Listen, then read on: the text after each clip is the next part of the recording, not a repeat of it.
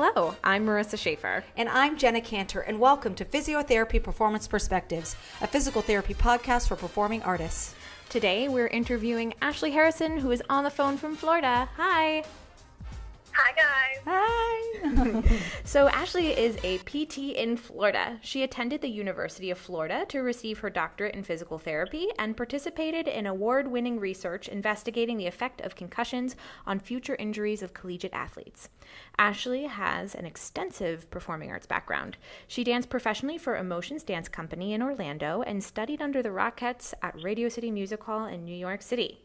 She has a passion for prolonging dancers' careers through education and proper training. Multiple performing artists in Orlando have sought Ashley's expertise in presenting seminars and providing pre-point assessments. Ashley is an active member of the APTA's Orthopedic Sections, Performing Arts Special Interest Group, or POSIG, and the International Association of Dance Medicine and Science. She currently works at TriPT, formerly ProFormPT, in Maitland, Florida. Ashley is here today to discuss a common injury seen in dance, Achilles Tendinopathy. And now Marissa's going to jump in with the first question. All right. So we wanted to start by asking you to tell our listeners what Achilles tendinitis or tendinopathy is. Sure. Essentially, I want to thank both of you for having me. I'm super excited to do this. Oh, thanks for being here. It's wonderful to have you. Absolutely. So I guess we have to first tell our listeners kind of where we're looking at on the body. So we're talking about the lower leg and the Achilles tendon specifically. So that's the back of the lower leg. And you're thinking about the tendon that attaches the calf muscle, or in the medical world, we call that the gastroc. There's the smaller plantaris muscle, and then also the soleus muscle. And those three, their tendon comes together and inserts into the heel bone, or what we call the calcaneus. So that's the area that we're talking about today. And I just wanted to go over the difference between the tendinitis, which is has been used a lot earlier in the years to describe just any type of Achilles tendon pain or problem. Unfortunately, it only specifically is used for a tendon that has actual inflammation. So that's where you get the itis from. Now, after that, we have what's called tendinosis, which is more of a non-inflammatory degeneration of the tendon, so a breaking down of the tendon. This is often caused from microtraumas in the tendon. There's no actual inflammation here, so it doesn't get the itis end to it. And this typically lasts a lot longer than a typical tendinitis. And what we're going to talk about more specifically today is tendinopathy. So that's been the umbrella term that has been used in the last 10 to 15 years to describe any pathology dealing with the tendon. So there's several stages of the injury, and then, like I said, this is a huge umbrella term that healthcare professionals include for the tendon, and then specifically the Achilles tendinopathy. So this is what you're going to hear a lot when you see a medical doctor or a physical therapist. They're going to say that you have a tendinopathy versus an actual tendinitis most times if you go to see somebody now. Okay, so keeping focus on tendinopathy, how do dancers get this injury? Most dancers will typically get a tendinopathy injury from a change in training. So either an increase in their load, meaning that their choreographer has added excessive jumps to a piece. They'll have either an increase in volume, so right before Nutcracker or right before competitions, you're gearing up as a dancer and performer, so you are rehearsing a lot more hours than what your body is normally used to. So the frequency of rehearsals increases, the hours, the time that you're rehearsing increases as well. Also, a lot of times this comes in when there's not enough recovery time after these big performances, and unfortunately for dancers, there's really no off-season, and we're seeing this a lot in pre-professional programs, as well as your local studios. There's no off-season like there is in other sports, so there's no good recovery time from using your body over and over again. And some other times that I've seen it even in the clinic is when dancers have gone to a summer intensive where the certain and intensive has the ballet dancer, for instance, on point, and they're really trying to emphasize the pointed foot motion while they're on their toe box. So the dancer is lifting their heel as high as they can, kind of jamming the back of their heel and that tendon together. So I've seen that a lot in a lot of summer intensives, especially this past year, which is kind of alarming. And then the other times that I also see it is with a lot of the performing artists in the Orlando area. We've got amazing theme parks, but these dancers are dancing in high heels or character shoes on concrete. So that takes a lot of pounding on the body, and the tendon just eventually does not like that, being in a shortened position and having to take those forces through it. So multiple ways, unfortunately, that dancers can get this injury. Oh, that last one, pounding on concrete. Yep. Yeah, but I think, that. You touched on a theme that comes up a lot, which is that dancers don't have an off period. So it's important to take care of ourselves outside of class. So we wanted to also ask you if there are particular weaknesses that predispose the dancers to sustaining tendinopathy, Achilles tendinopathy. Sure. So I guess we'll start with the most obvious, would be the foot and the ankle. Dancers need to remember that their point is not just the range of motion of their foot, but it's also the strength of their muscles that gets them into that position. So it's not just pointing and flexing, but it's also the muscle strength to be able to get into that position. I know last time you guys talked about turnout. So if there is a biomechanical difference in a dancer with either their hips or their knees, and they're trying to force their turnout, that can also, especially in ballet dance, that can affect the tendon. And then if we work our way up, even the core, if there is core weakness, I'm talking about muscle strength, stability, endurance, that can affect what's going on below as well. So there's quite a few areas that contribute to the potential for dancers having a tendinopathy. Right, because you can't really separate one part from the other in your body. How do you know when you need to go see a doctor for your ankle or when you can take care of the issue on your own? Yeah, I think that's a great question, because a lot of dancers, especially as they go through the pre-professional programs, or older dancers, your collegiate dancer, or your professional dancer, a lot of them are very in tune with their body, and they want to know how to take care of it themselves. So I think this is a great question.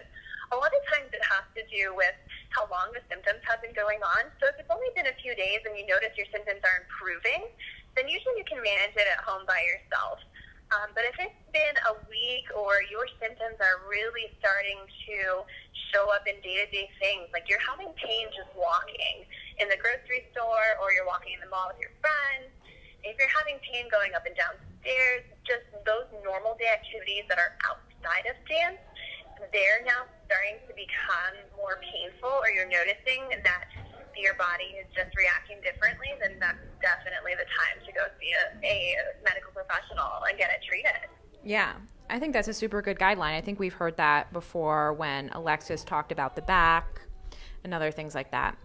For those listening, you will not realize this, but we are actually back recording in a different room because there was a fire alarm and we smelled smoke. So in efforts to survive, we made an executive decision to change rooms.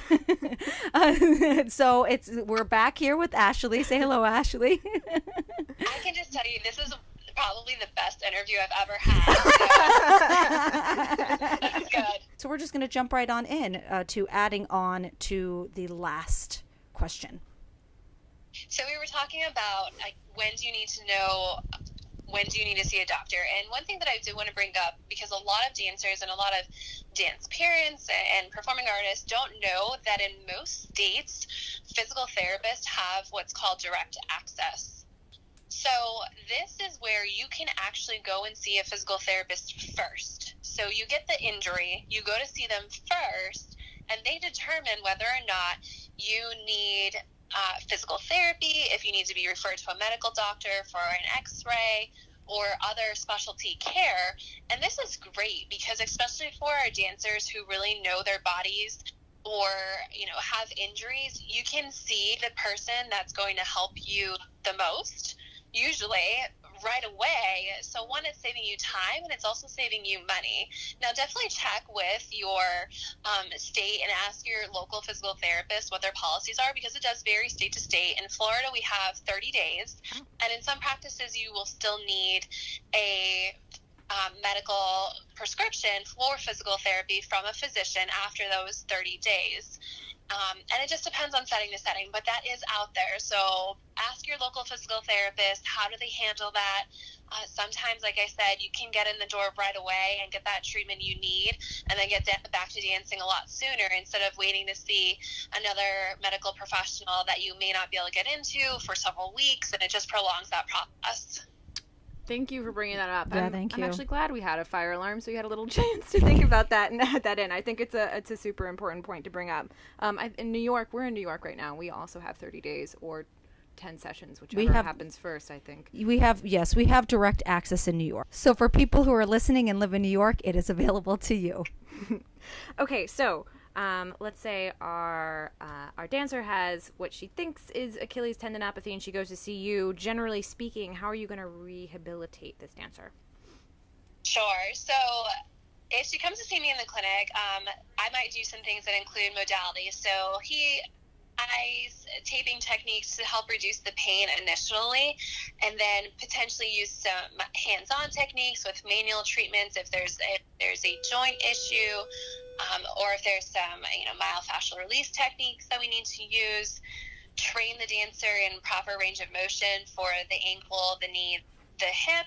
And then the biggest component of a tendinopathy is eccentric exercises. Mm-hmm. So this is where the tendon is actually lengthening as a load is provided on this. And so most dancers can relate to this as they do a releve, and then they slowly lower back down so that their heel is onto the ground. And that exercise and those types of loads are so important to getting rid of and treating the tendinopathy that if you are not familiar with these, you definitely should see a medical professional, a physical therapist who is familiar with these techniques, because without that loading of the tendon, you could potentially set yourself up for a recurrent injury. That's great. Would you mind going into a little more depth about what eccentric means for the muscle? You touched upon it a little bit, just to really clarify so a person can visualize exactly what that means. Sure. So I think one area of the body that's really easy to imagine this is your elbow and doing a bicep curl. So you're bending your elbow where your hand would potentially touch your shoulder. So that's a concentric exercise. So that is where the muscle is shortening as it's being activated, the muscle belly itself. And then when we talk about an eccentric exercise, that would be you straightening your arm very slowly and then potentially having some type of load, like a weight in your hand. So the muscle is lengthening back to its resting position, but it is having to work as it does that lengthening process. That's perfect. Thank you. Are there any additional exercises you can do on your own to keep you from getting Achilles tendinopathy?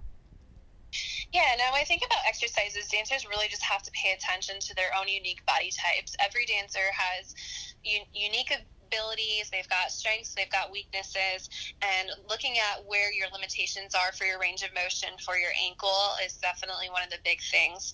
TheraBands for the ankle, going through pointing and flexing, ankle side to side, doing an inversion, eversion motion. That can help to keep the ankle flexible as well as some of the muscles strong. Like I said earlier, the releves, and then doing that slow lower back down to your heels or rolling off of point very slowly is another exercise that they can do to help potentially prevent this. And then also just keeping in mind working up your legs. So your hip rotation exercises, your core exercises, your body is one big system, and you can't just work on one specific area and hope that will keep you from getting injured. You have to work your whole body, especially when it comes to lower body. You're talking about your core, your hips, your knees, your ankles.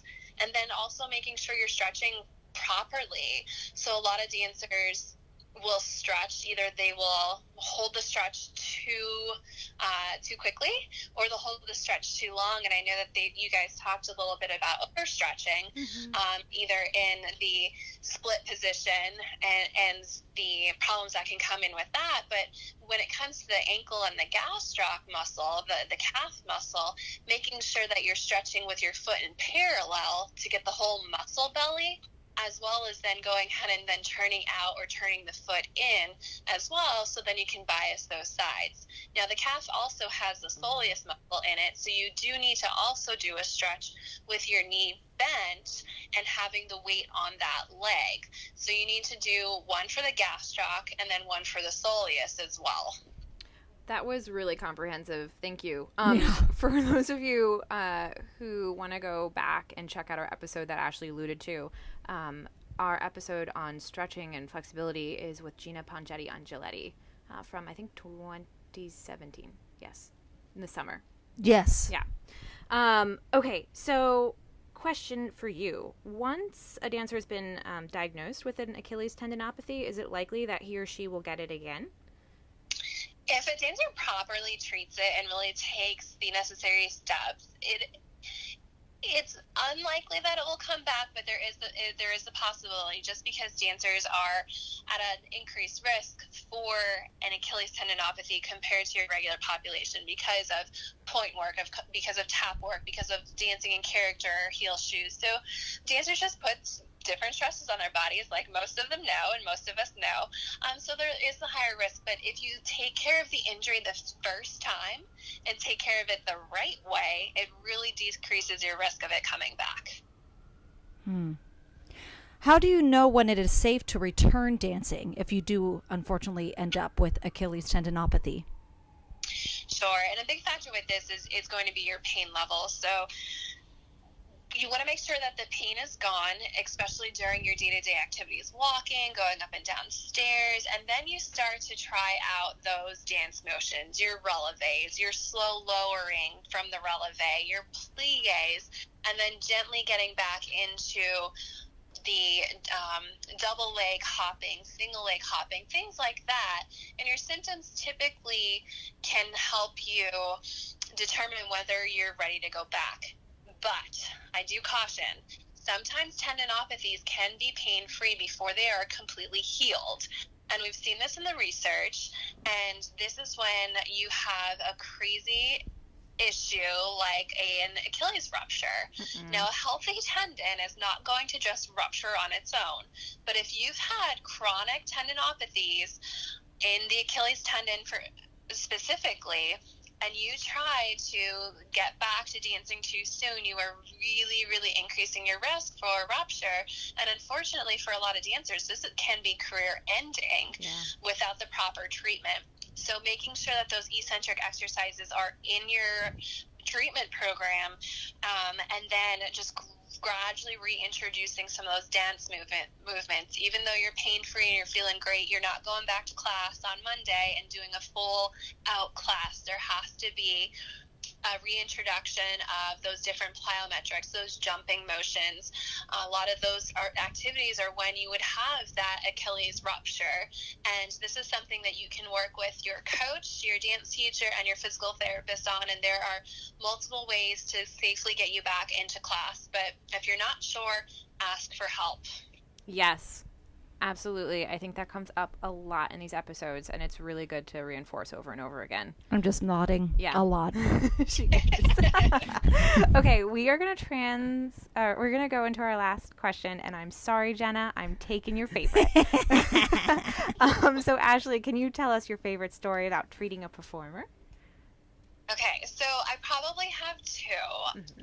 One of my most recent favorites, I got to work with the cast of Matilda when they toured here in Orlando, and it was just so awesome to work with individuals from young kids who are performing this Broadway show to your adults who have been performing this show for several years. And it was just so cool to see the difference between their perspectives about touring and the show itself, and to see some of the injuries that they had along the way and what helped and what not, what didn't help. And I think definitely my other favorite one is I had a young girl. She was a dancer a few years ago, and she one day started having knee pain, and she couldn't understand where it was coming from. She went to all these different specialists, and then she found her way to me, and she was on crutches, and she was having a difficult time walking. Her knee was buckling. Every time she took a step, her knee was buckling. So, and for months, nobody could figure it out. And I'll admit, I was even stumped. I looked at her, and I was like, something isn't adding up. So one day I asked her, I said, hey, can I video you? Do you mind if I video you walking with your crutches? And then a light bulb went off. This girl in her body had forgotten how to extend her leg when she was walking. So she was basically walking with a bent knee the whole time. And to her, it felt like her knee was giving out, but she wasn't straightening her leg at all while she was walking. And we took one full session and just worked on this the whole time. And it felt super awkward to her because her body had now formed this new habit. It felt, awkward to her mentally. It felt awkward to her physically. But within a few sessions, her pain was gone. Her symptoms of her knee just feeling weird and awkward and not a part of her body were gone. And sometimes it's just the simplest things that can help. And she is dancing again, and it was just a great moment when we figured that out, and I was able to help her with that. That's incredible. So you're saying learning about gait is very beneficial for physical therapy students to really absorb. Is that? Yes, absolutely. And it takes a lot of observation. Like I said, I looked at her, and I've been a physical therapist for several years now, and just looking at her, I'm like, I knew something was wrong, but things just clicked. It was like, okay, I was doing the gait with her, and I was like, what am I doing that she's not? And then, your gait mechanics, it is huge because, dancers run, leap, and jump, but they also walk. And I mean, her everyday life was completely turned upside down because of this, not even just dance. So it was really, really awesome when we were able to help her. Sounds like Yeah, definitely. Okay, well, that concludes our little podcast for today. Thank you for joining us on what was definitely the most exciting podcast we've ever recorded. The most death-defying. Yes. And thank you also to our listeners for joining us for another episode of Physiotherapy Performance Perspectives. Join us on the first Monday of every month for the next episode. To hear more of our episodes, click on the link in the description below to view our website. Like us on Facebook at facebook.com/PT Performance Perspectives to stay informed. And finally, if you want to get in touch, email us at ptperformanceperspectives@gmail.com.